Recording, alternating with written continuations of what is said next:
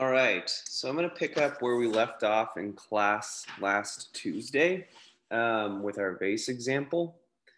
And I kind of wanted to walk through it in a little more detail this time uh, and focus on fully defining a sketch and in particular using a spline or a complex curve.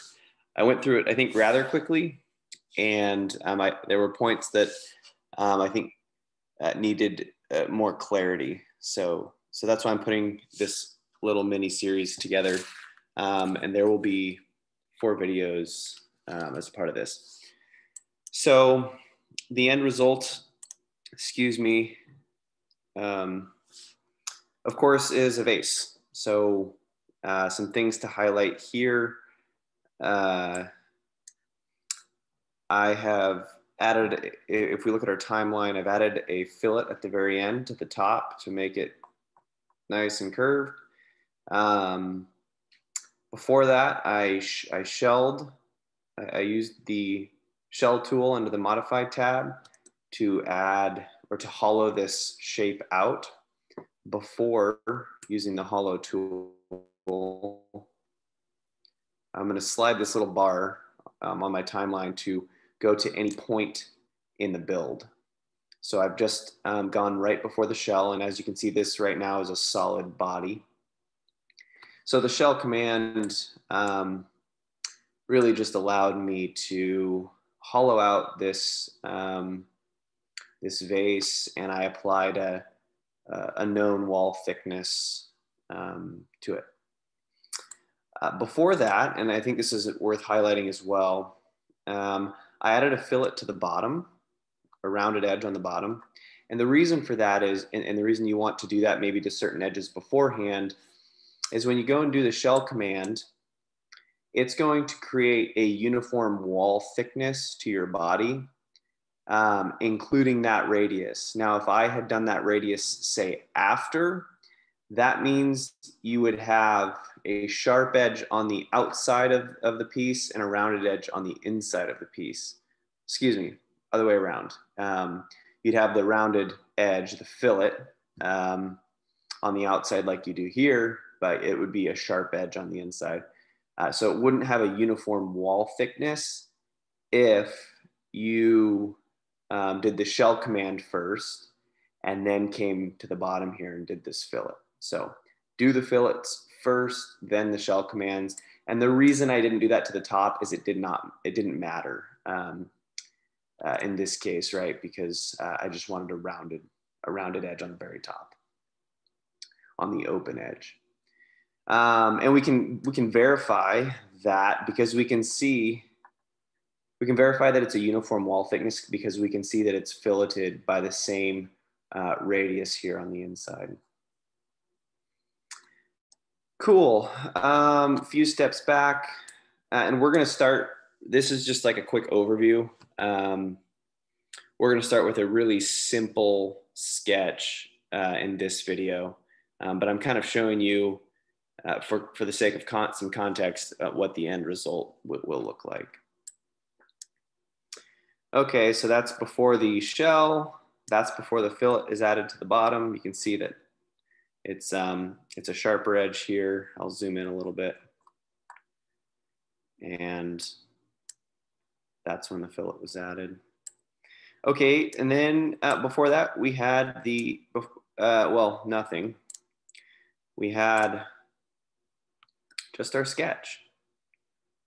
Okay, and during the revolve command, we highlighted this profile, and then we revolved it 360 degrees around this axis here, which is our z-axis.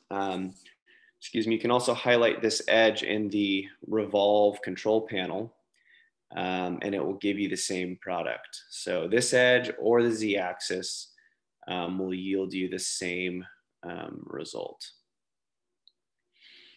If you can recall, the whole point of the exercise was to use parametrics in our sketch to allow us to keep the same outer shape, but change the base of say the radius. So the distance from this point here to the bottom of our spline, we wanted the flexibility to say widen the vase if we wanted to, or make it narrower, but keep the same general curve on the outside. So that was the goal.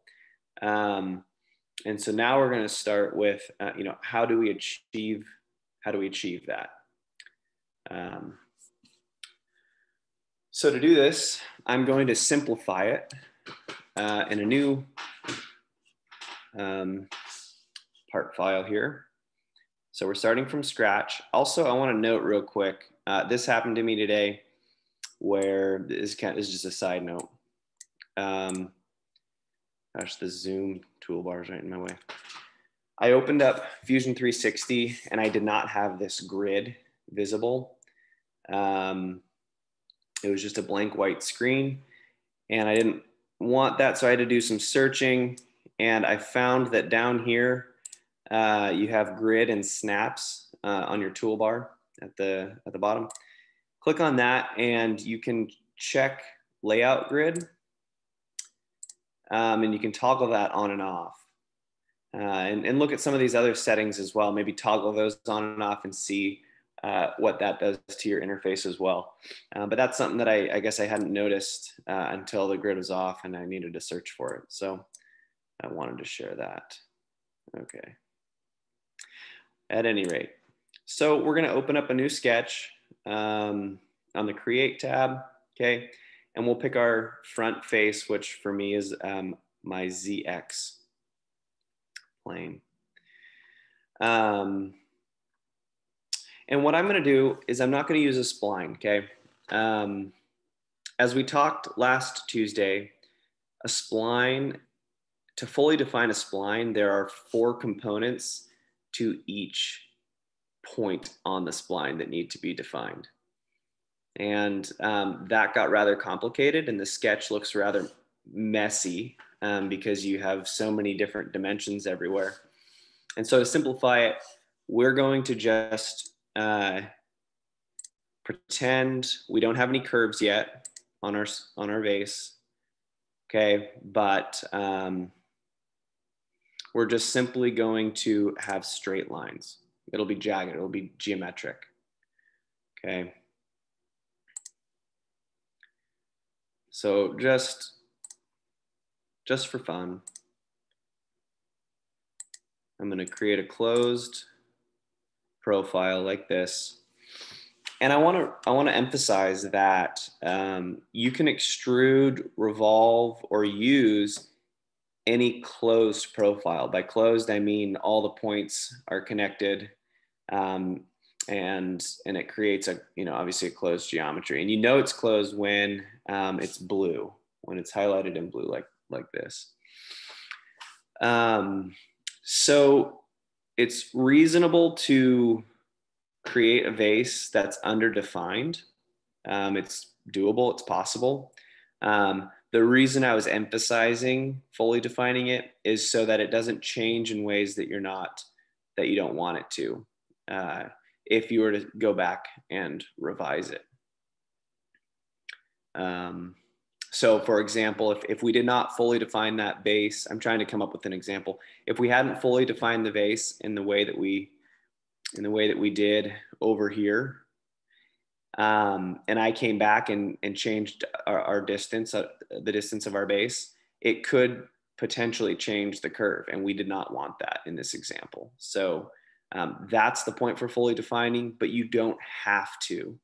If you simply want to get on here, model it really quick, and then go and 3D print it without fully defining your sketch, that's completely reasonable. Okay, so we've got a very simplified version of a spline here. And really what we're doing is we're getting rid of those handles. The handles are those green bars that allow you to manipulate the angle of the curve. And there's also that magnitude component of the handle that also allows you to manipulate the curve as well.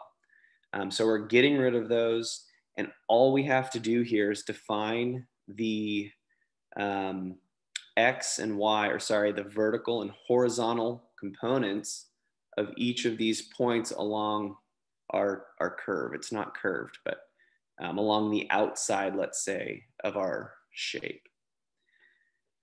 So let's go ahead and do that. First, I'm going to define, I'm going to click on dimension, and I am going to define our base. Okay, now we want this outer shape to remain the exact same, all right, independent of this distance here of 100. So let's say, you know, we want this later on to be 50 or 25. We want this to remain the exact same. So how do we do that? Well, I'm going to click on dimension, and I'm going to highlight the bottom part of my spline, okay? The bottom part of my outer shape. And then I'm going to hit the next point. Now what this pulls up is a defined height, okay, if I pull it out to the left. And we'll just keep it at 30. And let's come up, and it's an even 20. Okay. So what I've done is I've defined this point in space with respect to the bottom part of the outside of our geometry. And that means it's driven. It can't ever change. So when I go and change the base to say 50, what we're going to see is that this point remains 20 millimeters to the right of the bottom point, the bottom outside point, okay? 20 millimeters to the right. And it's going to remain 30 millimeters above this point as well, which is what we want, right? We want it to maintain the same outer shape, and it's going to do exactly that. We saw this got distorted. We're not worried about that yet. But exactly what we wanted here. This point has remained 20 millimeters to the right of this point and 30 millimeters above this point as well. Okay, that's what we wanted. If I go back and let's say we delete this 20, let's say we defined this point's horizontal with respect to this line here, or our z-axis, and we left it at 80. Okay, we still defined it so that it's happy here. It's in agreement with what we had before. But now when I go and change this to 50, you're going to see that that 80 remains the same, right? This point has to be, it's driven by this dimension, and it has to be 80 millimeters to the left of our z-axis. Now, what has that done to the outside of our shape? It's changed it. All right, now this point sits somewhere inside when before it was on the outside of our midpoint here. So the point I want to make is, let's take this back. Oh gosh. Move this in. Let's get it back to kind of what it looked like before.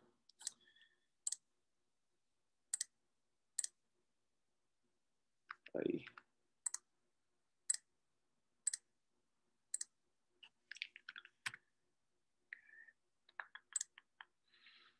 All right, we'll leave it there for now. The point I want to make is not only are we fully defining this profile, we're defining it in a very specific way, right? To achieve our end goal. The end goal being we want to keep the same outer shape. And you guys know this by now. We want to keep the same outer shape while also being able to manipulate this bottom or the base dimension.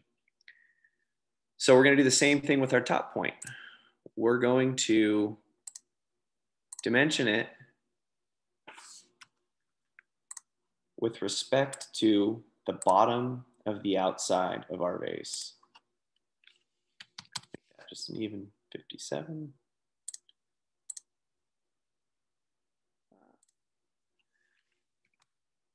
Say it sits in by 5.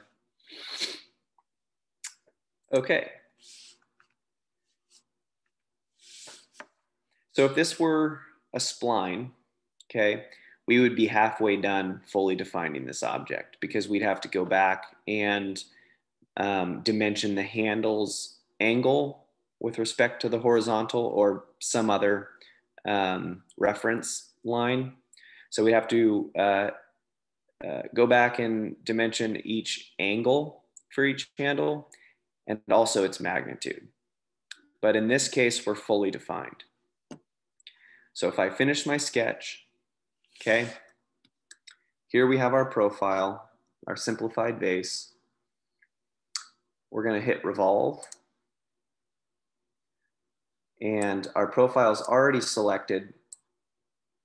The sketch that we've made is already selected. So it's now prompting us to click on an axis.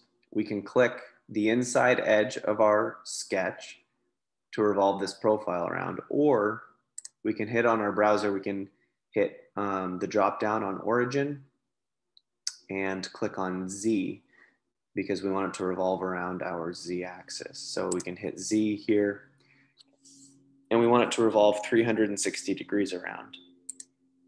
All right. So if we did this right, we could go back, we could come down to our revolve on our timeline, right click and click edit profile sketch. Okay, we're back in our sketch. And if we did this right, we could change this to anything we want. Let's say we want to make it smaller, and the outside profile is going to remain the exact same because this point is still the same horizontal and vertical distance from the bottom, which is what we've driven it by or defined it as. It's going to be the same as it was before. And this midpoint will also be the same vertical distance, 30, and horizontal distance of 20 as it was before.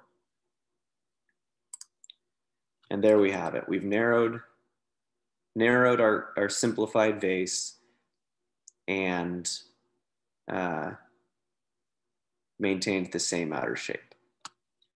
We could go ahead and, hit the shell command, click our top face, give it a thickness of, 2 millimeters. Click enter and make sure that we've effectively shelled our simplified vase. So in the next video, we're going to use a spline, okay? But we're only going to put one point in the middle just to make it a little bit easier in terms of defining the handle as well.